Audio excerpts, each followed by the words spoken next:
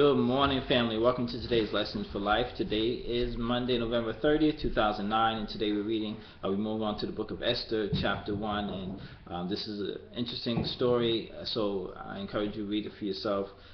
There's more you can get from it other than what I'll speak about this morning, but read it for yourself, see what you get from it. Email us and we'll put it on the blog. We see here a story of a king and a queen, and basically, to jump to the main part of the story, he calls for the queen, or he has his people to call for the queen to come to him, and she refuses, and then he's upset, and basically she's removed as being the queen.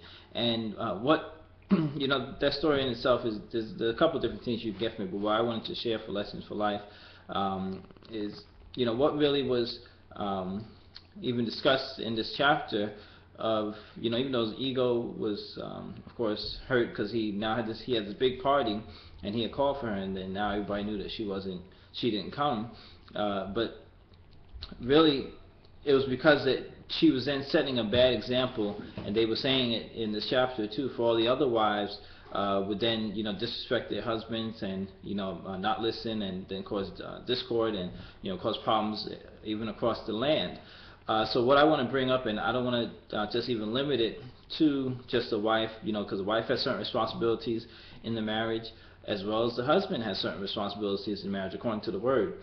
So basically, we have to take that into consideration when husband and the wife, especially as they are parents, that whatever they do is seen by others, and especially more importantly, what I'm thinking right now is like the children.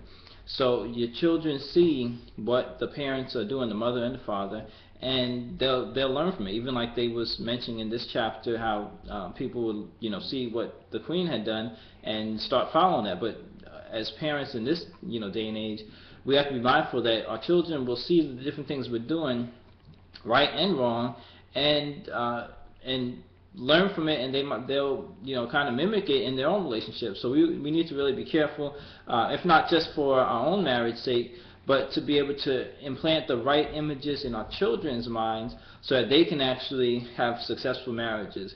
So we need to be conscious of the different actions that we take as both wife with her responsibilities and husband with his responsibilities, so that the child sees positive examples of marriage and of the relationship and the commitment and love that should be there.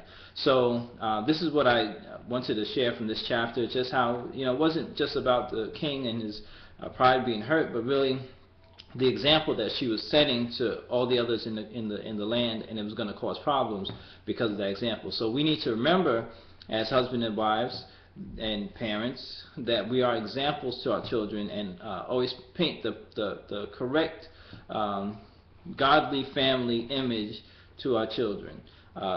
And that's it. That's all I want to share from this chapter. Like I said, there's more. It's an interesting story, even as we read through the rest of these chapters. But read it for yourself. That's kind of the key, so you can get the understanding for yourself. With that, create yourself a wonderfully blessed day today, and we'll talk again tomorrow.